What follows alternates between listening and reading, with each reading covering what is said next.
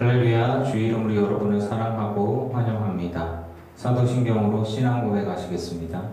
전능하사 천지를 만드신 하나님 아버지를 내가 믿사오며 그 외아들 우리 주 예수 그리스도를 믿사오니 이는 성령으로 잉태하사 동정녀 마리아에게 나시고 본디오 빌라도에게 고난을 받으사 십자가에 못 박혀 죽으시고 장사한 지 사흘 만에 죽은 자 가운데서 다시 살아나시며 하늘에 오사 전능하신 하나님 우편에 앉아 계시다가 저리로서 산 자와 죽은 자를 심판하러 오시리라.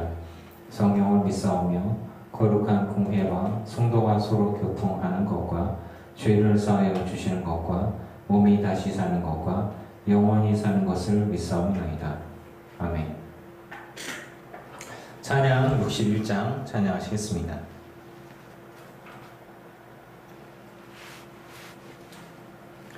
찬양집 61장입니다.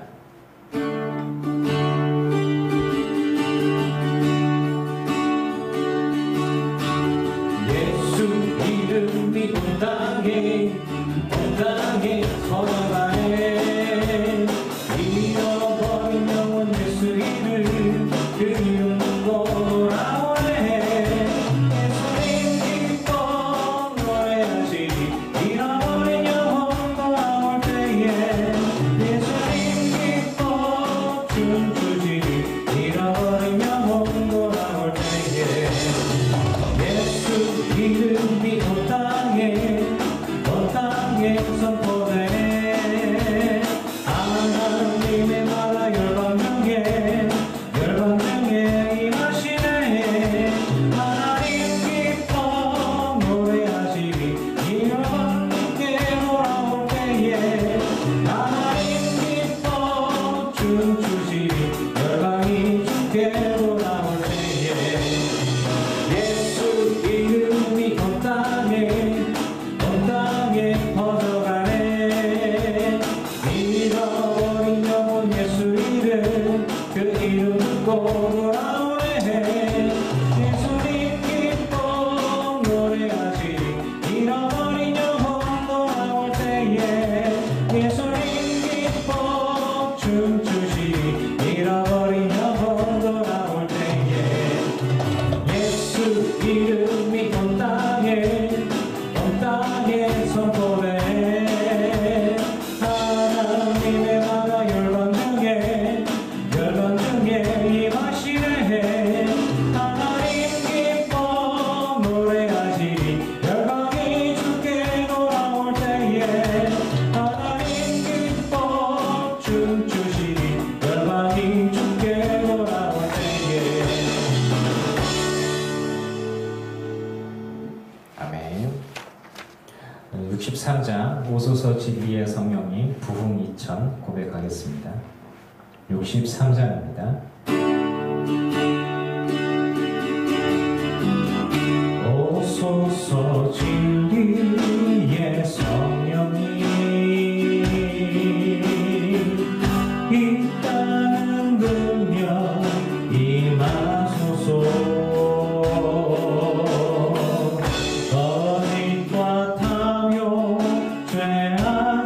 무너진 우리 가슴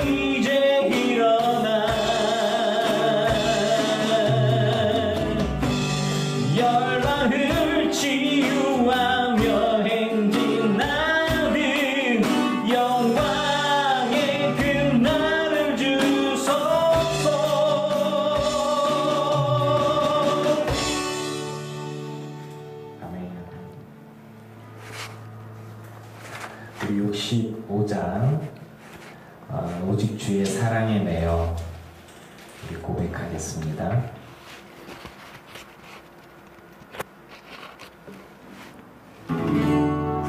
오직 주의 사랑에 매여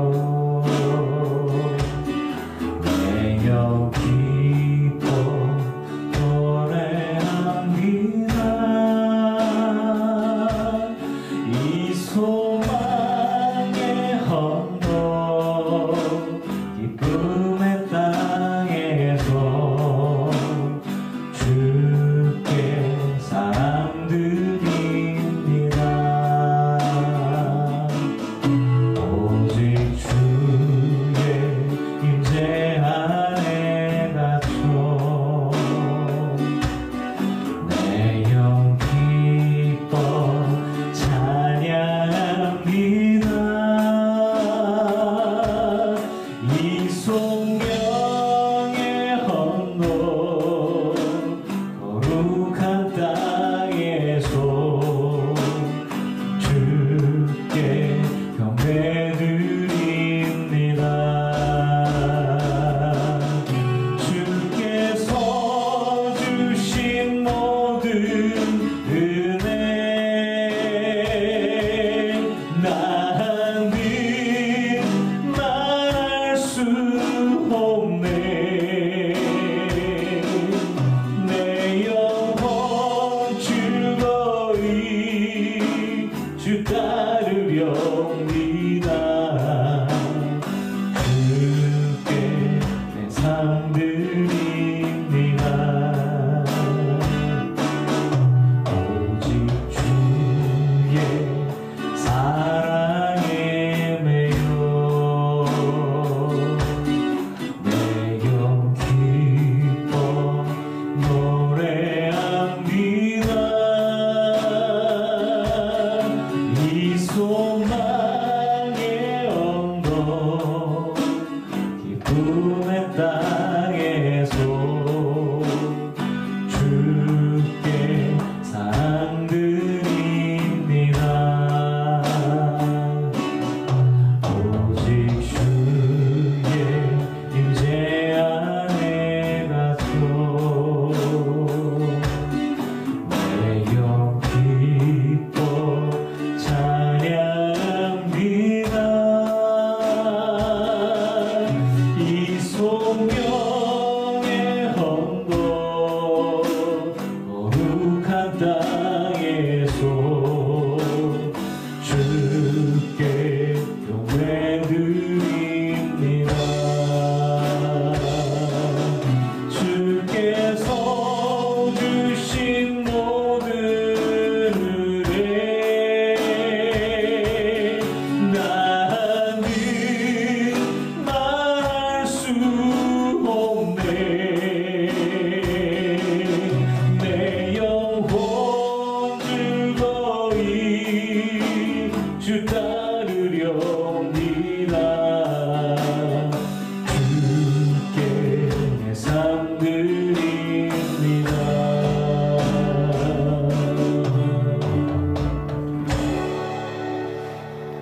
기도하겠습니다. 오직 주님만 찬양 받으소서, 영광 받으소서. 지금까지 지내온 것이다 하나님의 은혜임에 감사를 드립니다. 주님만이 찬양과 영광을 홀로 받으시옵소서. 제가 지금까지 이렇게 살아오고 우리가 지금까지 올 수 있었던 게 다 하나님의 은혜입니다. 하나님 보호하셨고 붙들어 주셨고 인도하셨고 위로하셨고 회복시키셨고 그리고 살리셨습니다. 아버지여, 늘 기쁜 교회 모든 성도들과 함께 주님께 감사와 찬양을 올려드리니 받아 주시옵소서. 주님, 또 이 시간 회개하면서 또 나아갑니다. 우리가 마음속으로, 입술로, 또 행동으로, 또 유혹에 넘어져서 연약해서 모든 죄들을 주의 십자가 앞에 내려놓습니다. 회개하며 주님 앞에 나아가오니 주여 주의 십자가의 보혈의 피로 덮으시고 온전히 깨끗게 하여 주시옵소서. 우리 모두에게 주님 사명을 주셨습니다. 그 사명을 온전히 감당하고자 합니다. 마음의 짐이 무겁고 괴로울 때도 있습니다. 선교하고 전도하는 일에 마음의 짐이 되기도 합니다. 아버지여, 우리들 마음 가운데 어떻게 선교해야 하는지, 어떻게 전도해야 하는지, 그 대상이 우리의 가족이 될 수 있고 우리의 친구가 될 수 있습니다.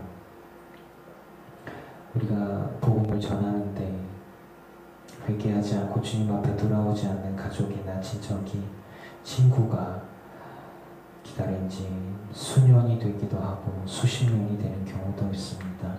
또 마음의 부담이 되는 경우도 있습니다.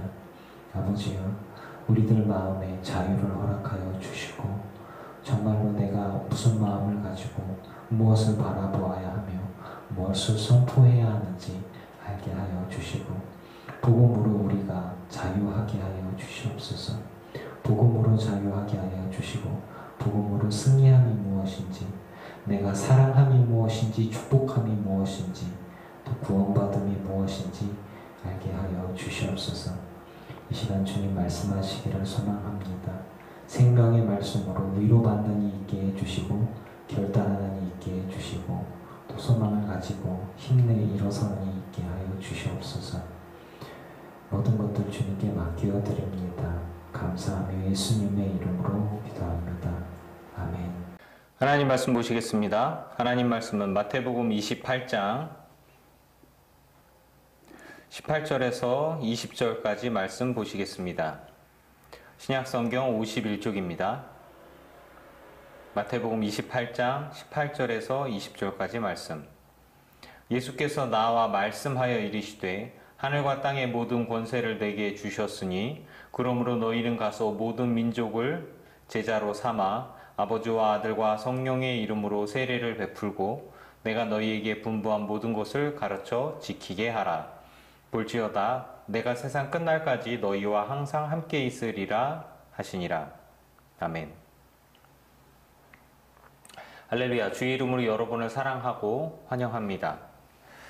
한 주간 어떻게 평안하게 잘 보내셨습니까? 저는 말씀을 여러분과 함께 나누고자 준비를 하면서 선교에 대한 부분들을 좀 생각해 봤어요. 요즘에 젊은 친구들이 또 뭐 꼭 젊은 친구들뿐 아니라 어린이들 그리고 노인에 이르기까지 다 교회를 떠나는 분위기고 예수님을 안 믿으려고 하는 상황들이 있다고 해요. 그런 와중에 우리는 선교를 어떻게 해야 되나? 내가 교회 부흥을 이루지 못하는데, 내가 전도를 하지 못하는데, 그럼 내가 하나님 앞에 큰 죄를 짓고 있는 것은 아닌가? 또 이런 부담감들, 또 자녀나 가족에 대한 선교의 부담감들이 있어요. 또 이것들에 대해서 지금 묵상을 하면서 말씀을 보고 그리고 여러분과 함께 나누고자 합니다. 성경에 나와 있는 몇 가지 상황들을 보면서 하나님께서 우리를 향한 복음과 선교에 대한 시각이 어떤 것인지, 그리고 우리가 가져야 할 선교적 시각은 무엇인지 좀 말씀을 통해 은혜를 나누고자 합니다. 먼저 아브라함 얘기를 좀 해볼게요. 여러분, 아브라함이 아들들이 있었죠. 이스마엘이 있고 이삭이 있었습니다. 아브라함이 이삭을 사랑했죠. 그런데 이삭이 있기 전에는 이스마엘이라는 죄로 인해서 난 자식이 있죠. 이스마엘을 사랑하지 않았을까요? 아브라함이 이스마엘을 사랑했습니다. 하지만 이스마엘이 이제 아브라함의 사랑을 받는 것과 이스마엘이 구원받는 것은 다른 것입니다. 아브라함이 이스마엘을 사랑했지만 이스마엘이 아브라함의 믿음을 이어받는 것은 또 다른 이야기입니다. 이스마엘은 아브라함의 아들이었지만 아브라함의 믿음을 물려받지는 못했습니다. 물려주지 못했던 것 같아요. 그의 어머니가 이방 여인이었다, 뭐 이집트 애굽의 여인이었다, 뭐 이런 이야기는 차치고서라도 아브라함이 이스마엘을 정말 사랑한 것은 사실입니다. 그런데 사랑을 많이 받았다는 것과 구원을 받는 것은, 믿음을 물려받는 것은 좀 다른 것입니다. 이 부분들에 대해서 하나님께서 자기를 찾는 자를 상 주시고 하나님을 구하고 하나님께 나아가는 이들에게 하나님은 자신을 드러내시고 복을 주십니다. 즉 이스마엘은 하나님을 찾지 않았어요. 자신의 칼과 무력, 활을 믿고 살았고 결국에는 이제 이삭을 통한 이스라엘 백성들이 지금의 유대인들이 되겠고, 또 이스마엘을 통한 아람 민족들이 지금의 그쪽 사람들, 즉 이슬람권의 사람들이 되지 않았나, 그렇게 봅니다. 즉 아브라함의 자손으로서 두 개의 민족이 나오고, 그리고 두 개의 민족이 아직도 싸우고 있는 것이죠. 아브라함이 한쪽만 사랑을 했는가? 아니요, 다 사랑했어요. 하지만 분명히 말씀드리는 건, 믿음을 물려받는 건 다른 것이었다. 뭐 정말 사랑하기 때문에 어쩌면 강요를 하거나 뭐 할 수도 있잖아요. 하지만 믿음은 강요되는 게 아닌 것 같아요. 믿음은, 나의 믿음이 자녀들에게 가는 거는 은혜예요, 은혜. 자녀가 받을 수도 있고 거부할 수도 있는 거예요. 그것은 아브라함이 잘했기 때문에, 누가 못했기 때문에 이런 문제가 아닌 거예요. 개개인의 문제라는 이야기들이죠. 그러면 이제 하나님은 어떤 분이시냐? 탕자의 비유에 아버지 하나님에 대한 이야기가 나오는 거죠. 아버지는 분명히 첫째와 둘째를 모두 사랑하셨습니다. 하나님이 우리를 사랑하시는 것처럼 다 하나님은 모든 세상 사람들을 사랑하세요. 그런데 여기 첫째 아들은 충성스럽게 아버지 옆에 있고, 둘째 아들은 죄 가운데에서 이제 아버지가 죽으면 받을 재산을 받아가지고 배신자죠. 아주 배은망덕한 나쁜 놈이죠. 그렇게 해서 외국에 갔다가 다 허랑방탕하게 쏘고, 그렇게 하고 죽을 것 같으니까 살려달라고 아버지한테 노예를 써달라고 온 사람입니다. 아버지는 첫째와 둘째를 다 사랑하세요. 다 사랑했어요. 그런데 둘째가 회개하고 돌아왔는데 맞아주시는 사랑의 하나님이다, 사랑의 아버지다, 이렇게 생각을 하죠. 그런데 여기에서 우리 시각에서 본다면 아버지는 왜 둘째를 붙잡고 설득하지 않았을까요? 아마 설득할 수 없었기 때문은 아니었을까요?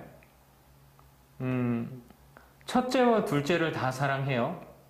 그런데 첫째는 아버지가 돌아가시면 받을 재산들이 있기 때문에 이제 그걸 기다리는 거고, 둘째는 아버지가 돌아가시면 나한테 올 분깃을 지금 달라고, 그건 내가 알아서 하겠다, 이런 거죠. 근데 아버지는 분명히 둘째가 잘못된 걸 알면서도 그대로 두었어요. 그를 호되게 책망할 수도 있었고, 그리고 뭐 여러 가지 방법을 사용할 수도 있지만, 아버지는 아들을 사랑하면서 아들이 원하는 대로 해 주었습니다. 그리고 그가 다 잃고 거지가 되어져서 도움을 구하러 아버지께 나와왔을 때 분명히 그 죄의 문제를 해결해 주고 가족으로서 맞아 주셨죠. 우리 하나님은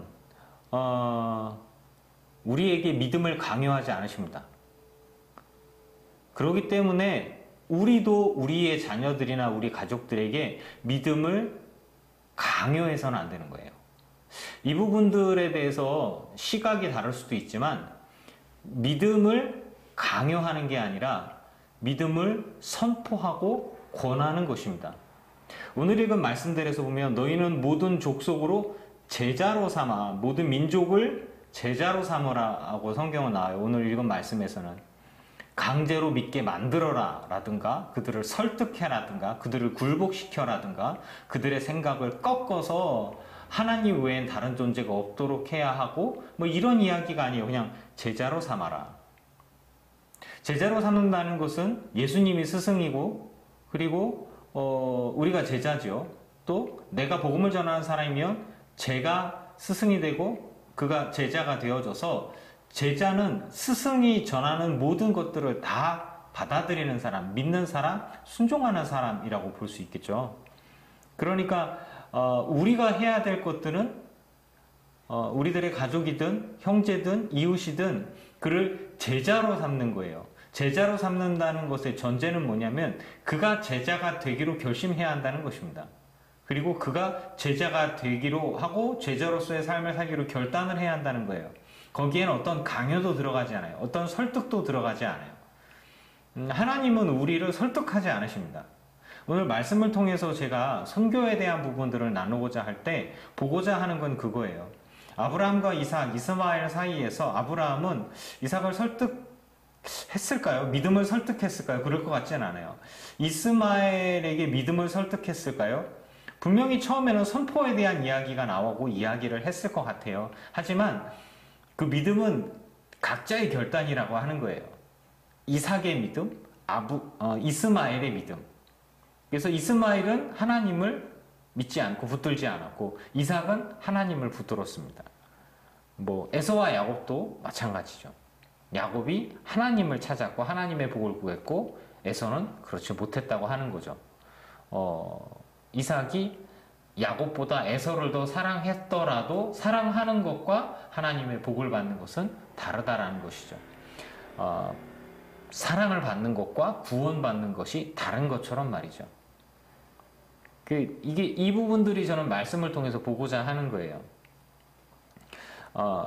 회개하고 돌아오는 자들만 가족이 되는 거예요. 회개하고 돌아오는 자들만 구원이 임하는 것입니다. 노아 이야기를 좀 해볼까요? 노아의 방주.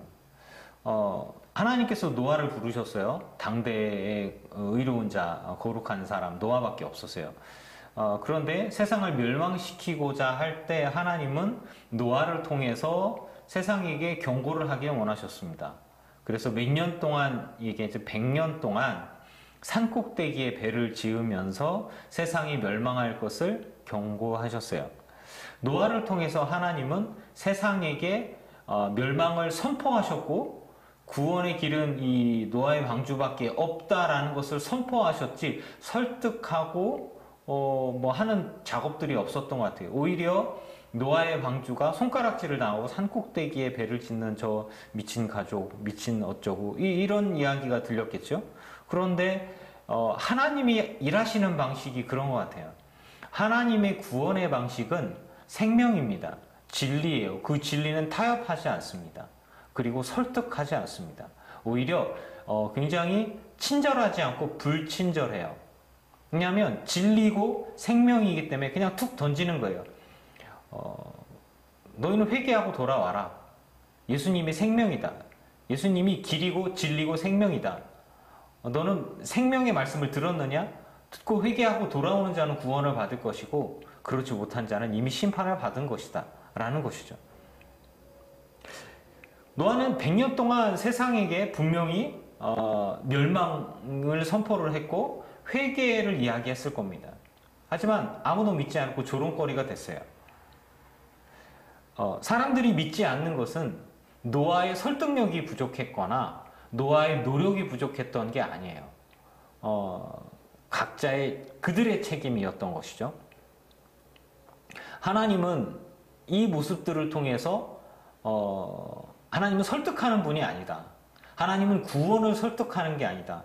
구원을 계속 선포하셨다라고 하는 것이에요. 그래서 우리가 갖고 있는 복음을 값싼 복음으로 만들지 않았으면 좋겠어요. 예수님은 우리에게 생명의 복음을 선포하셨어요. 그리고 우리에게 제자를 삼아라 라고 얘기를 하고 선포해라 라고 말씀하셨어요. 구원을 선포하라 라고 말씀하셨지 설득하고 구원해라 이야기를 하지 않으셨습니다. 소돔과 고모라가 멸망할 때를 기억하십니까? 소돔과 고모라가 멸망하기 전에 롯을 구원하기 위해서 천사들을 보냈습니다. 천사가 뭐 기적을 보여주고 능력을 보여주고 사람들을 설득하고 구워 삶아서 어떻게든지 간에 그들의 생각을 바꾸고 행동을 바꿔서 구원받도록 이런 식으로 안 했어요. 그냥 선포했어요. 멸망을 선포하고 구원의 길을 선포했습니다. 하지만 아무도 믿지 않았어요. 증거를 보여주지도 않았습니다. 물론 기적과 능력은 나타났습니다만 그것은 그들의 죄에 관련된 것들이죠. 롯의 처가 뭐 남편을 따라서 어쩔 수 없이 끌려갔어요. 하지만 믿음이 없었어요. 뒤를 돌아보지 말라 그랬는데 믿음이 없으니까 순종하지 못했고, 그렇게 해서 믿음 없는 행동들 가운데 순종이 나타나지 않고 불순종함으로 뒤를 돌아다 보니까 죽임을 당했습니다. 구원도 이와 마찬가지가 아닐까요? 우리가 하나님의 말씀을 받았어요. 생명을 받았어요. 그렇다면 그것은 믿음으로 순종해야 될 것들이에요. 여기에서 생명의 복음을 전달한, 어쩌면 구원의 길을 전달한 천사들이나 혹은 그것을 받아서 전달하고 이끌어가는 롯이나 뭐 이제 롯의 처가 죽임당하는 것, 즉 소금 기둥이 되는 것에 대한 책임은 뭐 천사가 설득을 잘못했기 때문이에요. 혹은 롯이 제대로 설명을 못했기 때문이에요. 그들의 생각과 논리를 파쇄해서 온전히 생각을 바꾸어 놓지 못했기 때문이에요. 아무도 성경은 그렇게 이야기하지 않고, 그리고 그렇게 해석하지 않습니다.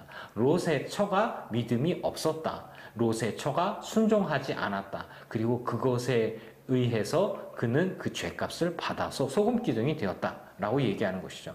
구원도 마찬가지가 아닙니까? 우리는, 제가 뭐 우리 이야기를 하기 전에 저에 대한 어떤 그 마음의 부담 같은 것들이 있는 거예요. 이 이야기를 왜 하게 되냐면, 제가 일하는 직장 안에서 만나는 사람들이 다 예수를 안 믿어요. 정말 한 명도 예수를 안 믿어요. 바꿔 생각하면 황금어장인 것 같죠. 근데 그러면 그들이 복음에 대한 이야기를 한 번도 들은 적이 없느냐? 아니요, 다 들어봤어요. 교회를 다녀봤던 사람들도 있습니다. 물론 이제 이단에 빠졌던 사람들도 있고요. 하지만 그들은 그들의 의지로, 그들의 결단으로 나는 예수를 믿지 않기로, 교회를 다니지 않기로 결심하였습니다. 그래서 나는 절에 다닙니다. 나는 종교란 것을 가지지 않습니다. 옛날에 연애하느라고 교회를 다녀봤습니다. 옛날에 군대에서 뭐 초코파이 받으려고 교회를 갔었습니다. 그런데 나는 교회를 가지 않고 예수를 믿지 않기로 결심하였습니다. 내가 만난 사람들 가운데에서는 장로들에게 내가 사기를 당했고, 교회 다닌다라고 하는 사람들에게 사기를 당했기 때문에 나는 교회 안 갑니다. 예수 안 믿습니다.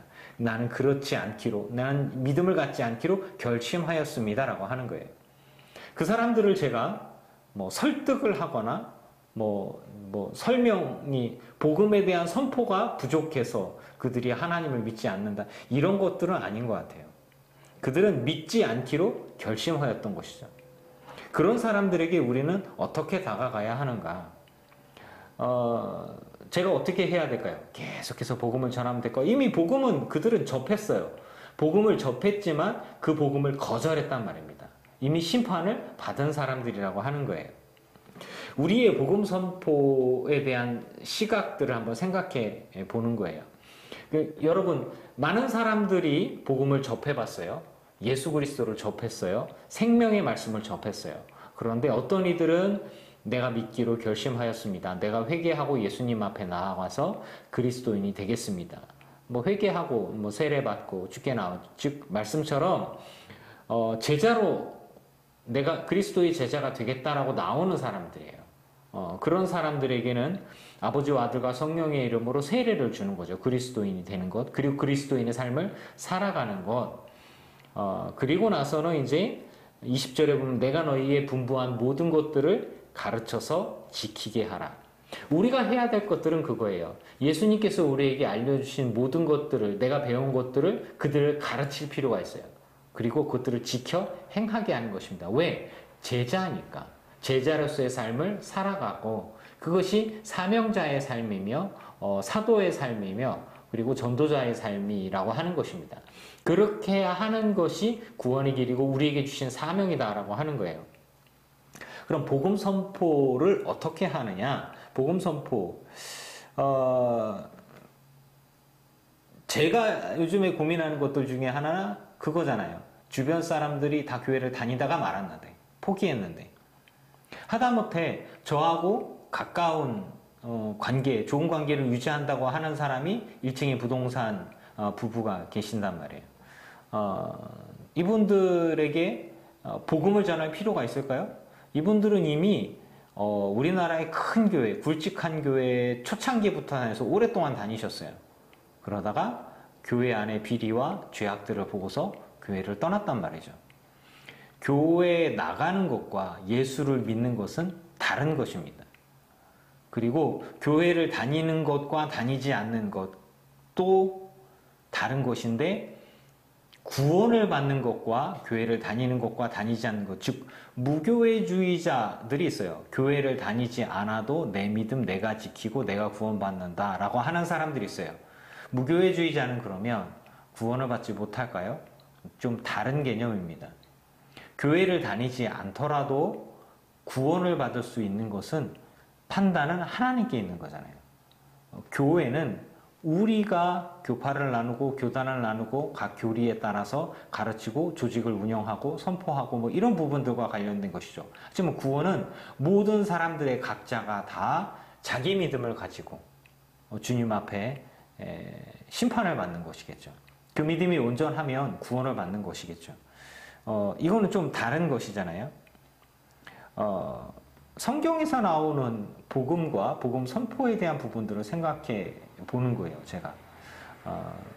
여러분과 함께 나누고자 하는 것. 누구를 설득시켜야 한다는 생각들이, 강박관념이 제가 좀 있었어요. 즉, 전도를 하려면 그 사람과 말싸움을 해서 그 사람이 갖고 있는 생각을 거꾸로 틀리고, 그래서 그 사람이 교회를 꼭 나와야 하고, 그래서 이 교회를 등록하고 예수를 믿게 하고, 그 다음에 예수님 앞에 나와서 이제 완전히 꼬꾸라져서 주님 앞에 기도하면서 이제 회개하고 성령 받아서 그리스도인의 삶을 살아가게 하는 것, 그게 내 책임이다 라고 하는 어떤 부담감들이 좀 있었단 말이에요. 여러분들은 어떻습니까? 그런 부담이 아예 없나요? 저는 전도라고 하면 약간 그런 부담감들이 좀 있었어요. 거기에 또 뭐가 있냐면 저희 자녀들에 대한 부분들, 제가 늘 얘기하죠. 저희 아이들이 예수를 믿을까? 그리고 이 아이들이 천국의 소망을 둘까? 내가 이 아이들에게 영향력을 행사하지 못할지라도, 내가 늙어 죽을지라도 이 아이들은 하나님을 찾을까? 이런 부분들이 저에게 큰 관심사고 굉장히 중요한 부분입니다. 아이들이 구원을 받지 못하면 내가 목회를 잘 못해서가 아닌가, 내가 신앙생활을 제대로 못해서가 아닌가, 제대로 못 가르쳐서 아닌가, 이런 마음의 부담을 가질 수밖에 없는 건데요. 성경을 통해서 구원과 복음에 대한 것들에 대한 접근 방식을, 그리고 저에게 주는 메시지들이 있었던 거예요. 아브라함이 아무리 이스마엘을 사랑했어도, 이삭이 아무리 에서를 사랑했어도 내가 사랑하는 것과 그들이 구원받는 것은 다르더라고 하는 것이에요. 그래서 성경을 통해서 알 수 있는 하나님의 시각, 하나님의 구원의 시각은 어떤 거냐? 하나님은 복음에 대해서는 타협하지 않으시는 것 같아요. 즉, 성경은요, 복음과 진리, 생명에 대해서 설득하지 않으셔요. 하나님은 굉장히 불친절하십니다. 제가 아는 범위 내에서 하나님은 굉장히 불친절하세요. 그리고 굉장히 권위적이십니다. 왜? 절대 권위자이시니까. 그리고 절대 생명이시니까. 그리고 그럴만하니까. 즉, 하나님은 생명을 선포하셨지 생명을 설득하지 않으셨다라고 하는 거예요. 그냥 선포하셨지, 구원을 선포하셨지 구원을 설득하지 않으셨단 말이에요. 선포하면서 믿고 회개하는 자 구원을 받을 것이고, 죄가 있다라고 하는 자는 내가 죄 사함을 받게 해줄 것이다. 그 은혜다. 그런데 너 스스로가 죄가 없다고 우기는 사람, 의인이라고 우기는 자는 내가 너의 죄를 찾아서 온전히 네가 죄인이라고 얘기를 하고 그 죄값을 내가 받게 하겠다. 하나님 얘기하시는 거예요. 진리는 설득이 아니라 선포이시고, 하나님은 우리 밑에 있으신 분이나 우리와 똑같은 입장에서 논리적으로 우리와 싸우는 분이 아니라 우리를 치리하시고 다스리시며 우리의 구원자이시고 통치자이십니다. 그래서 전혀 다른 입장에 있는 거예요. 우리가 많이 생각하는 민주주의 하는데, 복음은 민주주의가 아니에요. 복음은 선포이고 순종입니다. 왕과 신하, 왕과 백성, 신과 그의 백성, 그의 자녀, 이런 관계인 것입니다. 그래서 진리에 대한 말씀들을 이야기하실 때 예수님은 그냥 선포하셨어요. 사마리아 여인에게 내가 그니라, 내가 너에게 내가 영원히 목마르지 않는 생명의 샘물을 내가 갖고 있다. 네가 달라고 그러면 내가 주었을 거다. 이런 이야기들을 그냥 하시는 거죠. 베드로가 이제 금과 은 내게 없지만 내게 있는 것으로 내게 주노니, 이건 설득하지 않아요. 구원받을 만한 믿음이 그에게 있는가? 사도 바울을 통해서 복음이 선포되어지다가 구원받을 만한 믿음이 그 안에 있는 것을 보시고 선포하는 거죠. 이야기하는 거죠. 중풍병자에게 네 죄 사함을 받았느니라 라고 얘기하지, 네가 회개하면은 네가 생각을 바꾸고 행동을 바꾸고 이런 얘기 안 해요. 더 이상 죄를 지지 말아라, 죄 가운데 살지 말아라, 너의 죄 사함을 받았느니라 라고 딱 잘라 얘기하세요. 혈루증 앓는 여인이 자기가 깨끗함을 입었을 때 예수님께서 여자여 걱정하지 마라, 내 믿음이 너를 구원하였느니라 선포하신 거예요. 이렇게 죄사함 받았다 이렇게 선포하셨지, 많은 바리새인들과 사두개인들과 논쟁을 통해서 그들을 이렇게 예수님의 생각으로 바꾸게 한다든가 이런 식이 아니에요. 그냥 있는 그대로 얘기하는 거죠. 예수님이 아주 어릴 때 성전에 계속 며칠 있었을 때 그 부모가 찾아왔죠. 너 어디에 있었습니까? 성전에 계속 있고 우리가 찾았습니다. 찾았다 이렇게 얘기했겠죠. 그러고 나니까 내가 내 아버지의 집에 있어야 할 걸 왜 모르셨습니까? 이렇게 얘기를 하죠. 아주 간단하게 그냥 딱 하나님의 시각에서 봤을 때 하나님이 주권을 갖고 계시는 거예요. 근데 이런 부분들에 있어서 전혀 양보하지 않는 것들이 있는 것이죠. 진리는 설득이 아닌 선포더라 라고 하는 것이죠. 그렇다면 제가 관심 있는, 그리고 여러분들이 관심 있는 자녀들에 대한 복음, 또 지인들, 이웃들, 가족과 친척들에 대한 복음의 선포. 근데 이 복음이 이 사람들은 계속 오랫동안 접했단 말이에요. 어떤 이들은 평생 수십 년간 접했는데 안 나와. 주님 앞에 나오지를 않아. 회개하지 않아. 그들의 삶이 변하지를 않아. 그러면 내 잘못인가? 이런 생각들이 많이 들지 않습니까? 결론부터 말씀드리면 여러분 잘못이 아닙니다. 그 책임은 그들에게 돌아갈 것입니다. 우리 자녀들에게 우리는 복음을 설득하는 게 아니라 선포하면 되는 거예요. 복음에 대한 구원에 관한 이야기들을 설득하려 하지 말고, 그럼 우리가 해야 될 것들이 뭐냐? 중보하며 기다려야 할 것입니다. 내가 내 자녀를 위해서 중보해요. 축복해요. 그러면 하나님이 나의 믿음을 보시고 그들에게 복을 내려주시는 겁니다. 그들에게 복을 내려주는 것과 내가 그들에게 중보 기도를 통해서 하나님의 은혜를 입는 것과 구원받는 것은 또 다른 이야기입니다. 아무리 내가 중보를 해도요, 아무리 내가 축복을 해도요, 그가 하나님을 부인한다면, 그가 하나님을 거부한다면 구원은 받을 수 없어요. 즉 하나님의 복은 나 때문에 받을 수 있지만 구원은 그가 믿어야지 받는 거예요. 이 차이가 있습니다. 내가 아무리 사랑한다고 해서 그가 구원받을 수 있는 게 아닙니다. 그가 회개하고 주님 앞에, 혹은 그녀가 회개하고 주님 앞에 나아올 때에 구원을 받는 것이에요. 축복과 구원받는 것은 전혀 다른 것이더라 라는 것이죠. 지금 우리는 믿음이 없는 시대에, 믿음이 없어지는 세대에 돌입했고, 이런 부정적인 이야기를 할 수밖에 없는 저를 좀 이해해 주시면 좋겠어요. 어린 아이들, 젊은이들, 노인에 이르기까지 많은 사람들이 하나님을 떠나가고 있고 좀 많이 떠났습니다. 주변에 교회를 다니다가 교회를 다니지 않는다는 사람들을 많이 보게 됩니다.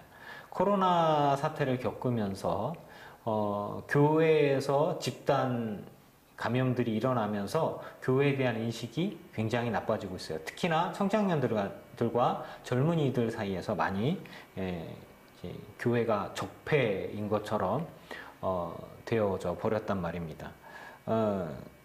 우리가 그들과 말싸움을 통해서 그들을 설득하고 이길 수 있는 능력이 되는가?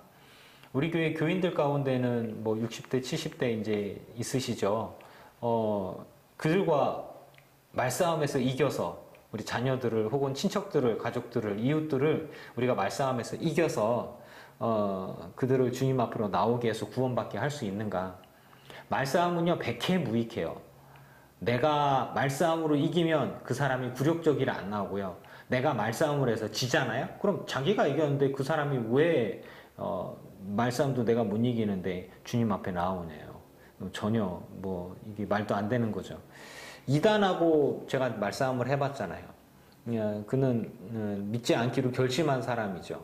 안상홍을 그리스도로 믿기로 결심한 사람에게는 하나님의 말씀에 대한 부분들을 온전히 해석해서 알려주어도 그 듣지 않기로 결심한 사람은 어떻게 할 수 없더라고요. 그러니까 평행선입니다. 나는 내 얘기하고 그 사람은 그 사람 얘기하는 거예요.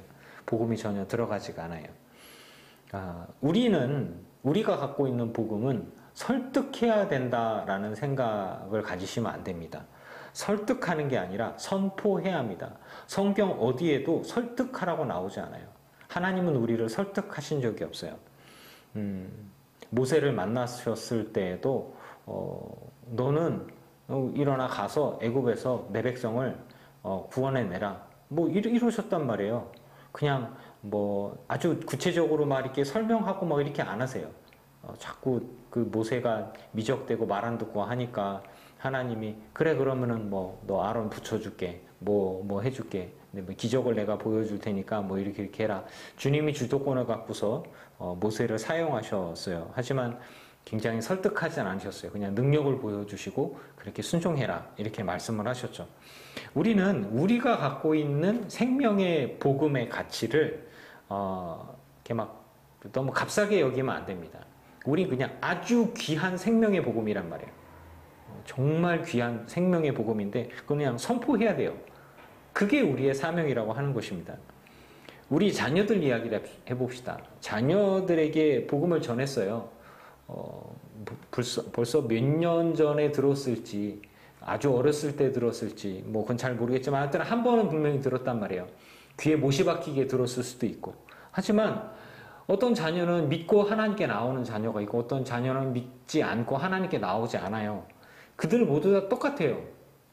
듣고 회개하는 자, 믿고 주님 앞에 나오는 자, 제자가 되겠다고 나오는 이가 있으면 그는 세례를 받을 것이고 그리고 우리가 가르칠 때에 배움을 받죠. 그리고 주의 복음의 말씀을 듣고 가르쳐 지키는 대로 그들이 삶을 살아가면 되는 거예요. 그럼 말씀에서 나오잖아요. 제자를 삼아라. 세례를 베풀어라. 그리고 내가 너에게 분부한 모든 것들을 가르치고 지키도록 해라. 그리스도인의 삶을 살아가도록 하라는 이야기 아니겠습니까? 그런데 그들이 받지 않으면 제자부터 되지 않아요. 세례부터 받을 수 없어요. 그리고 그런 사람들은 어떻게 주의 복음의 말씀들을 받아서 듣고 뭐 가르칠 수가 있으며 지킬 수가 있을까요? 여기서부터 걸리면 중요한 것은 생명의 복음은 설득이 아니라는 것에 저는 위로가 되기도 하고 도전이 되기도 했습니다. 내가 할 수 있는 책임은 어떤 거냐? 아브라함처럼 사랑하는 거예요. 탕자의 아버지처럼 기다릴 수 있는 거예요. 그리고 노아와 뭐 롯처럼 선포하는 것입니다. 복음을, 생명을, 구원을 믿든 믿지 않든 선포하는 거예요. 나는 거기까지예요. 나는 씨를 뿌리는 것까지예요. 그 받아들이는 사람이 요즘에 좋은 옥토는 별로 없고 돌짝밭 정도, 돌짝밭도 그나마 다행이에요. 가시떨기도 그나마 다행이에요. 요즘엔 다 길바닥이에요. 다 길바닥. 나한테 씨앗을 뿌리기만 하면 행 하면서 그냥 다 거부해. 다 거부해. 이게 싹이 나서 뿌리가 나서 뭐 자라나고 말씀이 뿌리가 내려서 자라나고 뭐가 뭐 이게 있을 것 기대도 안 돼. 마귀가 와서 다 가져가 버려요. 선포하는 부분들에 참 힘 빠지는 일입니다. 하지만 우리는 선포를 계속해야만 합니다. 그것이 우리가 해야 할 일들이에요. 너희는 가서 모든 민족으로 제자를 삼아 아버지와 아들과 성령의 이름으로 세례를 베풀고 내가 너희에게 분부한 모든 것을 가르쳐 지키게 너는 평생토록 그렇게 살아라 라고 하는 게 우리가 해야 되는 것들이에요. 여기에는 설득이 들어가 있지 않아요. 여기에는 변명이 들어가 있지 않다고 하는 거예요. 여기에는 몇 명, 얼마나, 뭐 많이, 위대하게 이런 게 들어가 있지 않아요. 그냥 우리가 하는 거는 제자를 삼아라. 네 평생에 한 명을 제자를 삼든 100명, 1000명, 10,000명을 삼든 너는 주어진 달란트대로 주어진 사명대로 묵묵히 감당하다가 하나님 부름 받으라 라고 하는 것이에요. 제가 위로를 받고 제가 소망을 가지는 건 그런 것들입니다. 좀 생각해 보니까 그거예요. 제가 사람들을 설득할 능력이 되어 있지 않더라고요. 사람들과 말싸움을 해서 이기지 못하더라고요. 물론 제가 말싸움이 약한 사람은 아닙니다만 뭐 직장 동료들 가운데에서는 막내니까 또 뭐 어떤 이들하고는 세대 차이가 나서 삶의 조건이 달라서 말로는 어떻게 복음을 전하고 그들이 다 어떤 복음의 이거를 받아들이기가 참 내가 할 수 있는 게 너무너무 약한 거예요. 그래서 생각을 한 게 뭐냐면 선포하라는 거예요. 그리고 내 사명을 받고 기다릴 수 있어야 된다. 자녀들에게 복음을 선포했다면 축복하고 중보하고 기다릴 수 있어야 합니다. 구원은 내가 어떻게 한다고 해서 받아지는 게 아닌 것 같아요. 말씀에서 보니까 과거에 성경을 통해서 나왔던 사람들의 모습을 보니까 이들이 사랑이 없었던 것도 아니고 이들이 능력이 없었던 것도 아니에요. 마음에 기대가 없었던 것도 아니고 그저 정말 사랑한다면 복음을 선포하고 그 다음에 축복하고 중보하고 돌아올 때까지 기다리는 수밖에 방법이 없습니다. 구원은 내가 정말 주고 싶은 거예요. 내가 구원받았던 것처럼 내가 사랑하는 내가 아끼는 이들이 구원받기를 원합니다. 그런데 그렇다고 해서 그들이 다 구원을 나 때문에 받는 건 아니에요. 나 때문에 그들이 복을 받을 수는 있어요. 나 때문에 그들이 하나님의 은혜를 입을 수는 있어요. 하지만 나 때문에 그들이 구원받는 것은 좀 다른 이야기입니다. 개개인이 전부 다 하나님 앞에 서게 되는 날이 옵니다. 코람데오, 목사 자녀든 장로의 자녀든 상관없이 내 믿음 내가 지키고 나의 고백과 신앙 그리고 회개를 통해서 주님의 죄사함 각자가 다 받는 거예요. 그리고 각자가 다 그에 대한 대가를 받아 누리게 되는 것이겠죠. 내가 할 일은 어디까지냐? 거기까지입니다. 할 수만 있는 대로 제자 삼을 수 있도록 하는 것. 할 수만 있는 대로 마음의 감동을 받게 하는 것. 할 수만 있는 대로 하나님을 가까이 하고 하나님을 만날 수 있는 조건과 그 길을 열어주는 것. 그래서 여러분들께 말씀드립니다. 축복을 멈추지 마십시오. 중보를 멈추지 마십시오. 그리고 믿고 기다려주는 일을 멈추지 마십시오. 무엇보다 복음을 선포했다면 복음을 값싼 값으로 만들지 마십시오. 생명의 복음은 세상 무엇보다 귀한 것입니다. 그래서 이단들과 싸우거나 하는 것들에 쓸데없이 소비하지 마십시오. 우리 생명의 복음은 정말 그 자체로 귀한 것입니다. 다른 이단들이나 다른 종교들과 함께 타협할 필요도 없고 그리고 그들 앞에서 복음에 뒤처질 필요도 없습니다. 생명의 복음을 선포하기만 했다면 나는 내가 할 일을 다 한 것입니다.